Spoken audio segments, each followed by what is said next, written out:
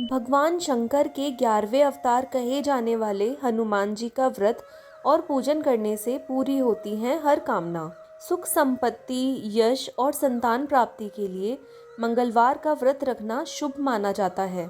हनुमान जी से जुड़ी मंगलवार व्रत कथा का पाठ करके इस उपाय को पूरी श्रद्धा के साथ पूर्ण करें।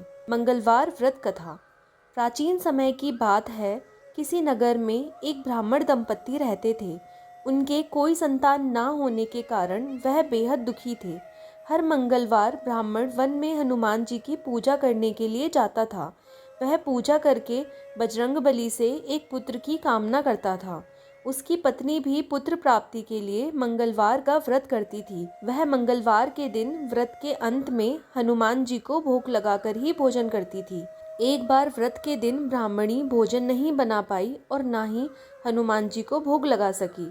तब उसने प्रण किया कि वह अगले मंगलवार को हनुमान जी को भोग लगाकर ही भोजन करेगी। वह भूखी प्यासी 6 दिन तक पड़ी रही। मंगलवार के दिन वह बेहोश हो गई। हनुमान जी उसकी श्रद्धा और भक्ति देखकर प्रसन्न हुए। उन्होंने आशीर्वाद स्वरूप ब्राह्मणी को एक पुत्र दिया और कहा कि यह तुम्हारी बहुत सेवा करेगा।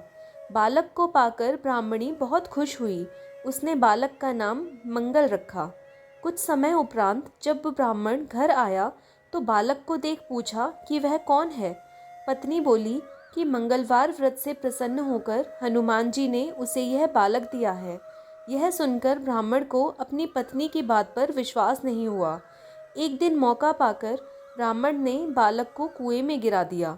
घर पर लौटने पर ब्राह्मणी ने पूछा कि मंगल कहाँ है। तभी पीछे से मंगल मुस्कुराकर आया। उसे वापस देखकर ब्राह्मण चौंक गया। उसी रात को बजरंगबली ने ब्राह्मण को सपने में दर्शन दिए और बताया कि यह पुत्र उन्होंने ही उसे दिया है।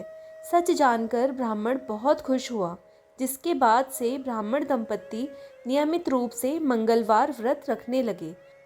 मंगलवार का व्रत रखने वाले मनुष्य पर हनुमान जी की अपार कृपा होती है। जय हनुमान।